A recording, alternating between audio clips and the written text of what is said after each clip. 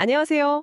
오늘 여러분이 보내주신 자료들을 통해 AI 모델이 좀 애매하거나 까다로운 상황에 어떻게 대처하는지 한번 깊이 파고들어 보겠습니다. 네, 안녕하세요. 특히 그 훈련 방식이 다른 두 모델, 그러니까 모델 A와 모델 B를 비교해 볼 텐데요. 카테고리 개수가 달랐죠. 네, 맞아요. 모델 A는 29개 카테고리, 그리고 모델 B는 47개 카테고리, 더 폭넓게 훈련된 거죠. 그렇죠. 이런 훈련 방식의 차이가 실제 성능, 특히 좀 특수한 경우에 어떤 영향을 미치는지 이걸 살펴보는 게 오늘 저희 목표입니다. 네, 오늘 살펴볼 자료들의 핵심은 뭐랄까, 단순히 훈련 카테고리 수를 늘리는 게 꼭 만능 해결책은 아니라는 점인 것 같아요. 아, 그런가요? 네, 오히려 좀 모호한 레이블이라든지 아니면 훈련 데이터랑 모습이 다른 샘플들 있잖아요. 네네. 또는 뭐 겉보기엔 비슷한데 사실 전혀 다른 대상을 만났을 때 예상치 못한 장단점이 드러나더라도요. 구체적인 사례들을 보면 이게 확 와닿으실 겁니다. 정말 흥미로운데요. 그럼 첫 번째 사례부터 바로 보죠. 이게 같은 샘플인데 자동차랑 차란이라는 어떻게 보면 의미가 좀 겹치는 레이블이 붙었을 때 모델 반응이 달랐다고요. 네, 맞아요. 모델 A는 그 카테고리를 아예 안 배워서 그런지 그냥 정의되지 않은 레이블 이렇게 처리했고요. 네, 그렇죠. 모델 A 입장에서는 배운 적이 없으니까요. 그런데 이제 모델 B는 달랐어요. 두 카테고리 모두 학습했거든요. 아, 둘 다 배웠군요. 네, 그러다 보니까 오히려 좀 혼란스러워하는 모습을 보였습니다. 왜냐하면 그 샘플의 특징들이 자동차에도 해당하고 차량에도 해당한다고 판단한 거죠. 영쪽에 다 걸리니까. 네, 그래서 내부적으로 이건 자동차라고 해야 하나 차량이라고 해야 하나 이런 충돌이 일어나면서 예측 신뢰도가 좀 낮아지거나 왔다 갔다 한 겁니다. 허허, 그렇군요. 이게 뭐 기술적으로 틀렸다기보다는 이렇게 좀 겹치는 레이블이 AI한테는 모호함을 줄 수 있고 결국엔 사람이 다시 확인해야 하는 상황을 만들 수 있다는 걸 보여주는 거죠. 네, 그럴 수 있겠네요.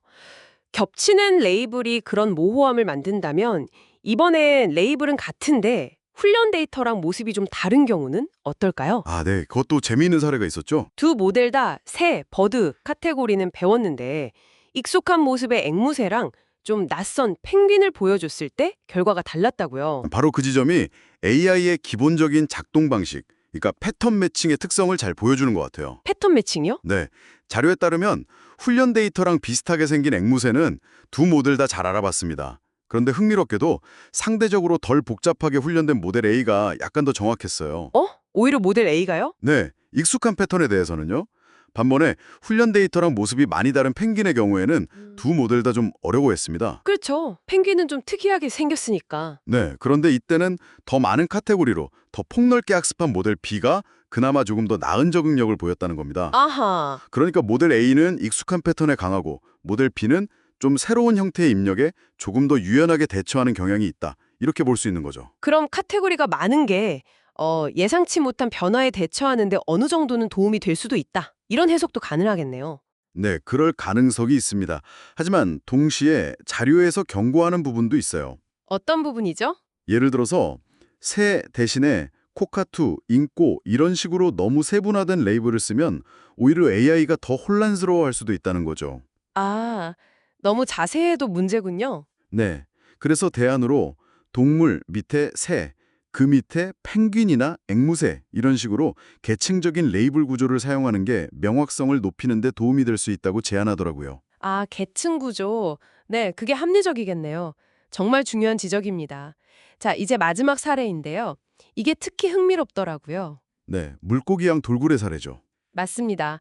모델 B는 물고기 카테고리를 학습했고 흰 동가리 포함해서요. 근데 모델 A는 그걸 안 배웠어요. 그렇죠. 이 모델들한테 진짜 물고기인 흰 동가리랑 포유류지만 물고기처럼 보이는 돌고래를 딱 보여줬더니 결과가 아주 극명하게 갈렸다고요. 네, 여기서 아주 중요한 트레이드 오프가 나타납니다. 얻는 게 있으면 잃는 것도 있다는 거죠. 트레이드 오프요? 네, 모델 B는 물고기를 학습했기 때문에 흰 동가리를 보고 이건 물고기다 라고 인식하는 데는 아주 뛰어났어요. 정확도가 80%나 됐죠. 오, 높네요. 그렇죠. 그런데 바로 그 물고기라는 지식 때문에 겉모습이 비슷한 돌고래까지 이것도 물고기인가? 하고 잘못 분류하는 오류를 약 23%나 저질렀다는 겁니다. 와, 23%면 꽤 높은데요. 네, 뭐랄까, 우리가 네 발 달린 동물 카테고리만 배우고 나서 책상을 봤을 때 이것도 네 발 달렸는데 동물인가? 이렇게 헷갈리는 거랑 비슷하다고 볼 수 있겠죠. 하하, 비유가 정말 딱 맞네요. 그럼 모델 A는 어땠어요? 물고기를 몰랐던 모델 A는요? 모델 A는 정반대였습니다. 물고기 카테고리가 없었으니까요. 그래서 흰 동가리도 돌고래도 다 모르겠다. 즉, 정의되지 않은 레이블로 판단했습니다. 아, 둘 다 모른다고 한 거군요. 네. 그러니까 결과적으로 보면 모델 B는 아는 것을 정확히 알아보는 데 강했지만 모델 A는 모르는 것을 모른다고 더 정확하게 식별해낸 셈이죠. 와, 이거 정말 시사하는 바가 크네요. 그렇죠. AI가 결국 자신이 학습한 패턴에 얼마나 의존하는지를 아주 극명하게 보여주는 결과라고 할 수 있습니다. 그렇군요. 그럼 이 모든 분석 결과를 종합해 볼 때 청취자 여러분께 어떤 메시지를 줄 수 있을까요?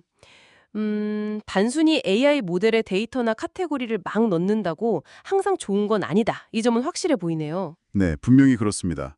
아는 것을 더 잘 인식하게 될 수는 있지만 그 대가로 비슷하게 생긴 다른 것에 혼동하거나 어떤 모호함에 더 취약해질 수도 있다는 그런 역설이 존재하는 거죠. 네, 딜레마네요. 그래서 이 자료들이 공통적으로 강조하는 건 AI 모델을 어떻게 훈련시키고 그 지식 구조를 어떻게 설계하느냐, 이게 정말 중요하다는 점입니다. 설계 방식이 중요하다. 네, 특히 아까 말씀드린 계층적 레이블링 같은 접근 방식이 정확성과 혼란 방지 사이에서 균형을 잡는데 좀 유용할 수 있어 보이고요. 결국 우리가 풀어야 할 숙제는 특정 작업이나 목적에 맞는 최적의 지식 구조와 훈련 깊이를 찾아내는 거라고 생각합니다. 네, 최적의 균형점을 찾는 것. 마지막으로 이런 질문을 던져보면서 마무리하면 어떨까 싶습니다.